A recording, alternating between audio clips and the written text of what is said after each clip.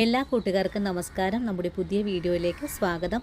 ഇന്നത്തെ നമ്മുടെ വീഡിയോ വളരെ രുചികരമായിട്ട് തന്നെ തയ്യാറാക്കി കഴിക്കാൻ പറ്റിയ ചക്കക്കുരു ചെമ്മീൻ വറുത്തരച്ച കറിയാണ്. വളരെ രുചികരമായിട്ടുള്ളതും ആർക്കും എളുപ്പത്തിൽ തന്നെ തയ്യാറാക്കി കഴിക്കാനും പറ്റിയ സ്വാദേറിയ ഈ ഒരു കറി ഒരു പ്രത്യേക രീതിയിലാണ് ഞാനിന്ന് നിങ്ങൾക്ക് തയ്യാറാക്കി കാണിച്ചു തരുന്നത്. ധാരണയായിട്ട് നമ്മുടെ വീടുകളിൽ നമ്മൾ ഇതുപോലൊരു കറി തയ്യാറാക്കി എടുക്കാറുണ്ട്.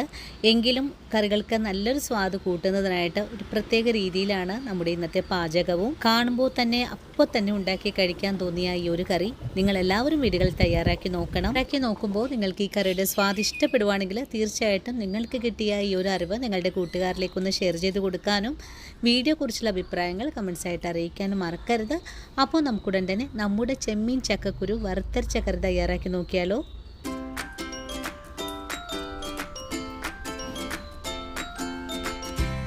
ചക്കക്കുരു കറി തയ്യാറാക്കാൻ തുടങ്ങാം. ഇതിനായിട്ടൊരു മൺചട്ടി അടുപ്പിലേക്ക് വെച്ചിട്ടുണ്ട്.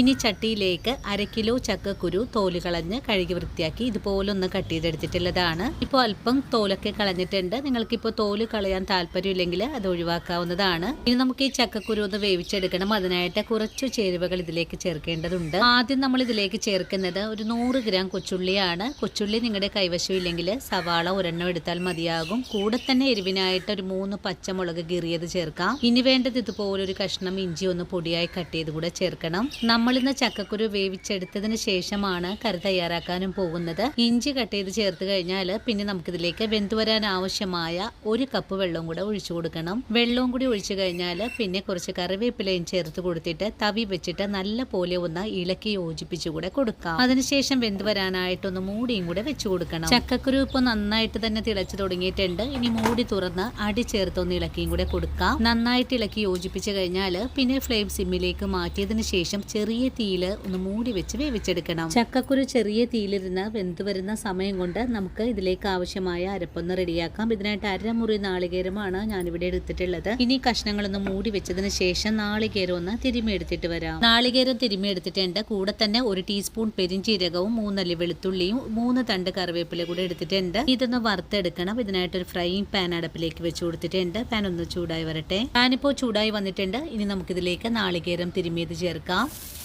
നാളികേരം ചേർത്ത് കഴിഞ്ഞാൽ പിന്നെ നമുക്ക് നല്ല പോലെ ഒന്ന് ഇളക്കി മൊരിയിച്ചെടുക്കാം. നാളികേരത്തിലെ വെള്ളമയൊക്കെ ഒന്ന് വറ്റി വരുന്ന സമയത്ത് നമ്മൾ എടുത്തു വെച്ചിട്ടുള്ള 3 തണ്ട് കറിവേപ്പില കൂടി ഇതിലേക്ക് ചേർക്കാം. ഒരു സമയത്ത് കറിവേപ്പില ചേർക്കുന്നതാണ് നമ്മുടെ കറികൾക്ക് നല്ല സ്വാദ് കിട്ടുന്നത്. ഇനി കറിവേപ്പിലയും കൂടി ചേർത്തിട്ട് വീണ്ടും നല്ല പോലെ തന്നെ ഇളക്കി കൊടുക്കുവാണ്. ഇനി നമ്മുടെ നാളികേരം ഗോൾഡൻ കളർ ആയി വരുന്നത് വരെയും വേണം ഫ്രൈ ചെയ്തെടുക്കാനായിട്ട്. ഫ്രൈ ചെയ്തെടുക്കുന്ന നാളികേരം ചെറിയ തീയിലേക്ക് മാറ്റിയതിനു ശേഷം കറിക്ക് ആവശ്യമായ മസാലപ്പൊടികൾ കൂടെ എടുത്തു വെക്കാം. 1 ടീസ്പൂൺ എരിവെള്ള മുളക് പൊടിയും 1/2 ടീസ്പൂൺ കാശ്മീരി മുളക് പൊടിയും 1/4 ടീസ്പൂൺ മഞ്ഞൾപ്പൊടിയും 3 ടീസ്പൂൺ അളവിൽ മല്ലിപ്പൊടിയും 1 ടീസ്പൂൺ കുരുമുളക് പൊടിയും കൂടെ എടുത്തു വെച്ചിട്ടുണ്ട്. ഇനിയിപ്പോൾ നാളികേരം നല്ല മെറൂൺ കളറിലേക്ക് ആയി വന്നാൽ നമ്മൾ എടുത്തു വെച്ചിട്ടുള്ള പൊടികൾ കൂടെ ചേർത്തിട്ട് വേണം ഒന്ന് ഫ്രൈ ചെയ്തെടുക്കാനായിട്ട്. ഇവിടെ നാളികേരത്തിലെ വെള്ളമയൊക്കെ ഒന്ന് വറ്റി ഡ്രൈ ആയി തുടങ്ങിയ സമയത്ത് നമുക്കിതിലേക്ക് 1/2 ടേബിൾ സ്പൂൺ അളവിൽ വെളിച്ചെണ്ണ കൂടെ ഒഴിച്ചു കൊടുക്കാം. വെളിച്ചെണ്ണ കൂടി ചേർത്തിട്ട് വീണ്ടും നല്ല പോലെ തന്നെ ഒന്ന് ഫ്രൈ ചെയ്തെടുക്കാം. 5 മിനിറ്റ് കൊണ്ട് തന്നെ നമ്മുടെ നാളികേരം നല്ല പോലെ ഒന്ന് കളർ ചേഞ്ച് ആയി വന്നിട്ടുണ്ട്.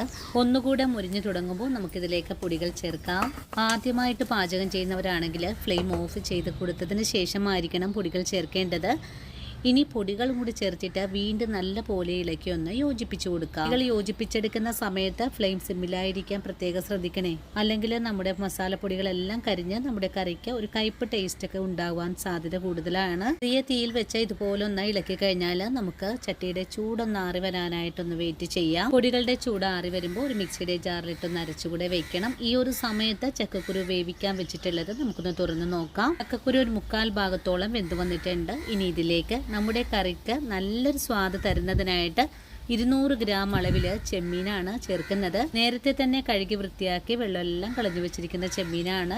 ചെമ്മീൻ ചേർത്ത് കഴിഞ്ഞാൽ പിന്നെ നമുക്കിതിലേക്ക് ഒരു നുള്ളു മഞ്ഞൾപ്പൊടിയും കൂടി ചേർത്ത് നന്നായിട്ട് ഇളക്കി യോജിപ്പിച്ച് കൊടുക്കണം. കഷ്ണങ്ങളൊക്കെ നല്ല പോലെ ഇളക്കി യോജിപ്പിച്ച് കഴിഞ്ഞിട്ടുണ്ട്. ഇനി നമുക്ക് ഫ്ലെയിം സിമ്മിൽ വെച്ച് തന്നെ മൂടി വെച്ച് വേണം വേവിച്ചെടുക്കാനായിട്ട്. ഈ ഒരു സമയത്ത് നാളികേരത്തിന്റെ ചൂട് ആറി വന്നു കഴിഞ്ഞിട്ടുണ്ട്. നമുക്കൊരു മിക്സിയുടെ ജാറിലിട്ട് നാളികേരം ഒന്ന് അരച്ചെടുത്തിട്ട് വരാം. ഓരോ മിനിറ്റ് കൂടുമ്പോൾ നമ്മുടെ ചക്കക്കുരു അടി ചേർത്ത് നല്ല പോലെ ഇളക്കി ഒന്ന് യോജിപ്പിച്ച് കൊടുക്കണം. അല്ലെങ്കിൽ മൺചട്ടി ആയതുകൊണ്ടിട്ട് അടിയിൽ പിടിക്കാനൊക്കെ സാധ്യത വളരെ തന്നെ കൂടുതലാണ്. ഒരു 7 മിനിറ്റ് കൊണ്ട് തന്നെ നമ്മുടെ ചക്കക്കുരുവും ചെമ്മീനൊക്കെ വെന്ത് വന്നിട്ടുണ്ട്. ഇനി നമുക്കിതിലേക്ക് വറുത്തരച്ചെടുത്തിട്ടുള്ള അരപ്പ് കൂടെ ചേർക്കാം. അരപ്പ് കൂടി ചേർത്ത് കഴിഞ്ഞാൽ തവി ഉപയോഗിച്ച് നല്ല പോലെ തന്നെ ഇളക്കിയൊന്ന് യോജിപ്പിച്ചുകൂടെ കൊടുക്കാം. അരപ്പ് കഷ്ണങ്ങളിലേക്ക് പിടിച്ച് കിട്ടിയാൽ പിന്നെ നമുക്കിതിലേക്ക് ആവശ്യത്തിനുള്ള വെള്ളം കൂടെ ഒഴിച്ചു കൊടുക്കാം. വറുത്തരച്ച കറിയാകുമ്പോൾ ഇരിക്കും തോറും കട്ടിയായിട്ടാണ് വരിക. അതുകൊണ്ട് കുറച്ചധികം തന്നെ വെള്ളം നമുക്കിതിലേക്ക് ചേർക്കാവുന്നതാണ്. വെള്ളവും കൂടി ചേർത്ത് കൊടുത്തിട്ട് വീണ്ടും നല്ല പോലെ തന്നെ ഇളക്കി ഒന്ന് യോജിപ്പിച്ച് കൊടുക്കാം. ഇപ്പോഴും നമ്മുടെ കറി നല്ല കട്ടിയായിട്ടാണ് ഇരിക്കുന്നത്. ഇതിലേക്ക് അല്പം കൂടെ വെള്ളം ഒഴിച്ചു കൊടുത്ത് ഒന്നുകൂടെ ലൂസാക്കി എടുക്കാം. വെള്ളം ഒഴിച്ചു കഴിഞ്ഞാൽ ഒന്നുകൂടി ഇളക്കി യോജിപ്പിച്ച് കൊടുത്തതിന് ശേഷം കറി ഒന്ന് തിളച്ച് വരാനായിട്ടൊന്ന് വെയിറ്റ് ചെയ്യാം. ഈ ഒരു സമയത്താണ് നമുക്കിതിലേക്ക് ആവശ്യത്തിനുള്ള ഉപ്പ് കൂടെ ചേർക്കേണ്ടത്. ഉപ്പും കൂടി ചേർത്തിട്ട് ഒന്നുകൂടി ഇളക്കി യോജിപ്പിച്ചതിന് ശേഷം നമുക്കൊന്ന് മൂടി വെച്ച് വേണം വേവിച്ചെടുക്കാനായിട്ട്. അങ്ങനെ വളരെ എളുപ്പത്തിൽ തന്നെ നമ്മുടെ കറി തിളച്ചു തുടങ്ങിയിട്ടുണ്ട്.